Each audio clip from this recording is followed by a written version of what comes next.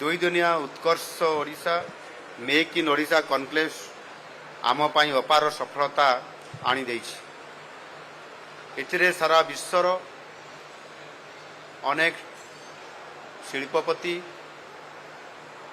Business delegate पुंजी निवेशक और नीति निर्धारक माने जोग देइथिले। एही सम्मेलन रे समुदाय 145 टी राजीनामा एमओयू स्वाक्षरित होईछि। एही राजीनामा गुड़िक ओडिशार शिल्प क्षेत्र रे कायकल्प परिवर्तन करने सहित विश्वस्तरीय शिल्प संस्था मानक सहित सहभागितार नुआ जुग आरंभ करिया पई जाउछि। एही एमओयू गुड़िक जरिया रे समुदाय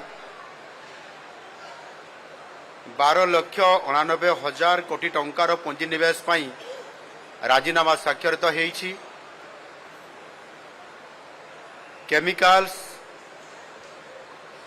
पेट्रोकेमिकल्स टेक्सटाइल माइनिंग और मेटालर्जी नवीकरण शक्ति आईटी पर्यटन एवं खाद्य प्रक्रियाकरण परी विभिन्न क्षेत्रु पुंजी निवेशर प्रस्ताव मान आसीअछि। यह द्वारा राज्य 8.94 लाख रु अधिक नियुक्ति सुजोग सृष्टि होबार संभावना आसीछि। यह सहित सामाजिक अर्थनैतिक क्षेत्र में व्यापक परिवर्तन आनिबा सहित राज्य रे समावेशी अभिवृद्धि इनक्लूसिव ग्रोथ होई पारिबो। आउ सेथिपाई जो एमओयू साक्षर व्यतीत जो गुड़िक पुंजी निवेश अभिप्राय अच्छी इंटेंट सेथिरे 3.84 लाख कोटी टंकार 448 टी एथिरे पुंजी निवेश अभिप्राय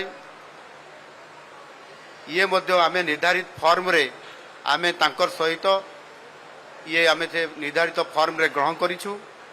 एहा द्वारा मध्य 3,92,000 नियुक्ति सृष्टि हेबार सुजोग मध्य संभावना रहिछि। एही कॉन्क्लेव रे समुदाय 20 टी सेक्टर रे 593 टी प्रकल्प आ एथिपाई 16.73 लाख कोटी टंकार 16,73,000 कोटी टंकार पुंजी निवेश प्रस्ताव आसीछि एवं यह द्वारा 12,88,000 नियुक्ति संभावना मध्य सृष्टि होईछि।